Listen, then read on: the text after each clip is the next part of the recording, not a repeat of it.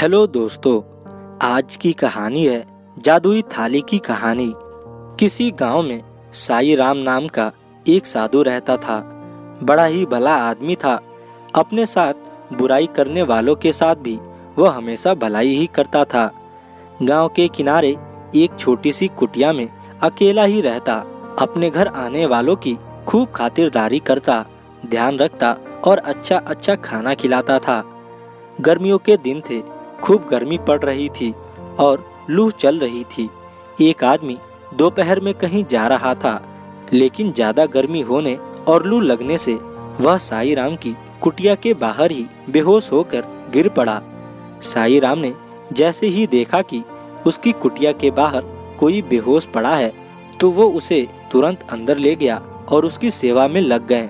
पानी पिलाया, सर पर गीला कपड़ा रखा और हाथ में पंखे से काफी देर तक हवा की। तब जाकर उसे होश आया।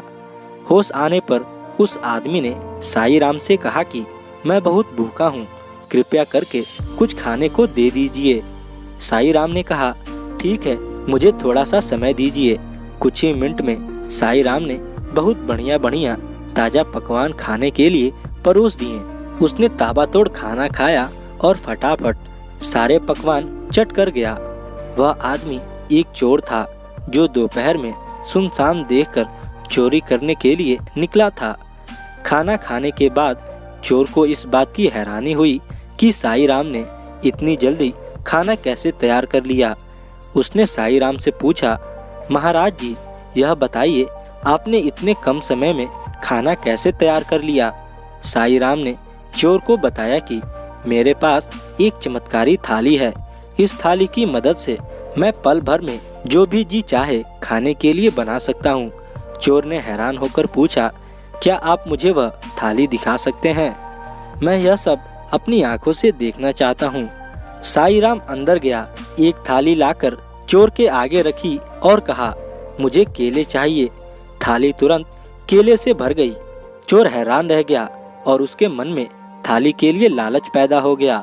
उसने साधु से पूछा, मान्यवर, क्या मैं आज रात आपकी कुटिया में रुक सकता हूँ? साधु एकदम से राजी हो गया। जब साधु गहरी नींद में सो रहा था तो चोर ने थाली उठाई और वहाँ से चंपत हो गया।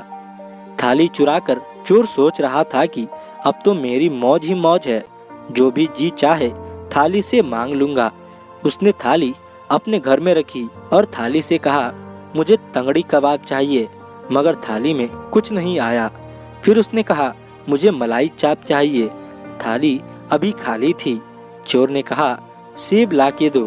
थाली में फिर भी कुछ नहीं आया। चोर को जितना भी खाने की चीजों का नाम याद थे उसने सब बोल डाले, लेकिन थाली खाली की खाली ही रही।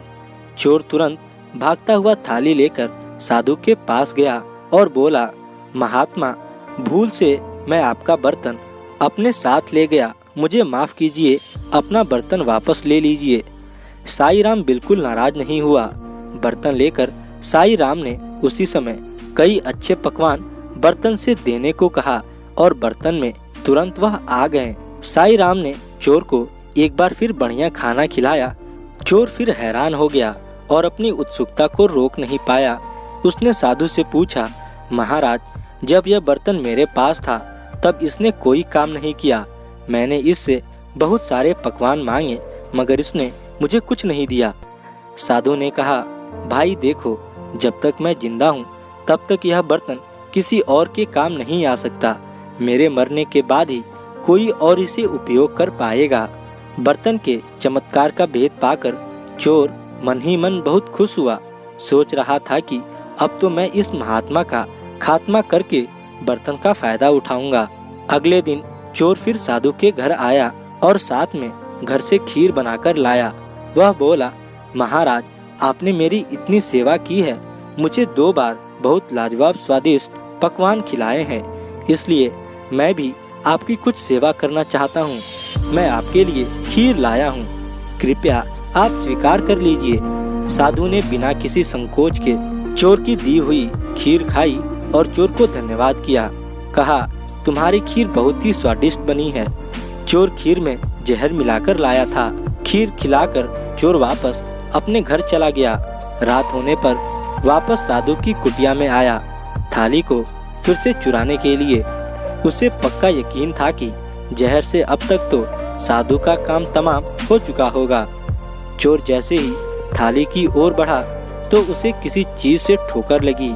आवाज सुनकर साई राम ने आंखें खोली और उठकर चारपाई पर बैठ गया। बोला, कौन है भाई? चोर की हैरानी का तो ठिकाना ही नहीं रहा।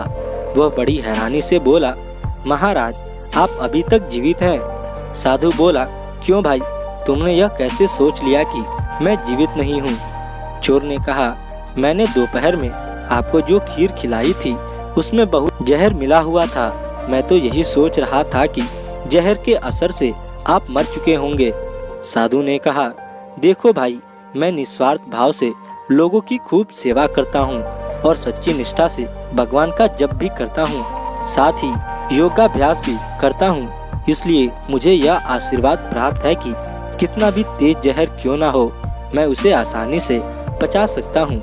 किसी भी जहर का मुझ पर कोई असर नहीं होगा। चोर ने निराश होकर कहा, महाराज, मैं तो आपको मारकर आपके पतीले का लाभ लेना चाहता था, लेकिन मेरी यह इच्छा पूरी नहीं हुई। संत ने कहा, भाई, मैं इससे क्या कर सकता हूँ?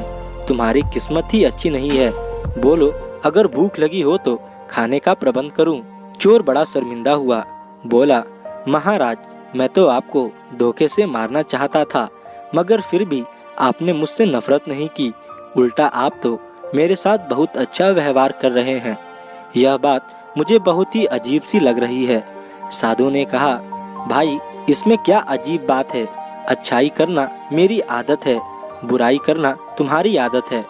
तुम बुराई करना नहीं छोड़ पा रहे, मैं अच्छाई करना नहीं छोड़ सकता। तुम अपनी आदत से लाचार हो, मैं अपनी आदत से लाचार हूँ। दोस्तों, इस कहानी से यही शिक्षा मिलती है कि हमारी परिस्थितियाँ चाहे जैसी भी हों, लेकिन कभी अपनी अच्छाई का मार्ग नहीं छोड़ना चाहिए। धन्यवाद।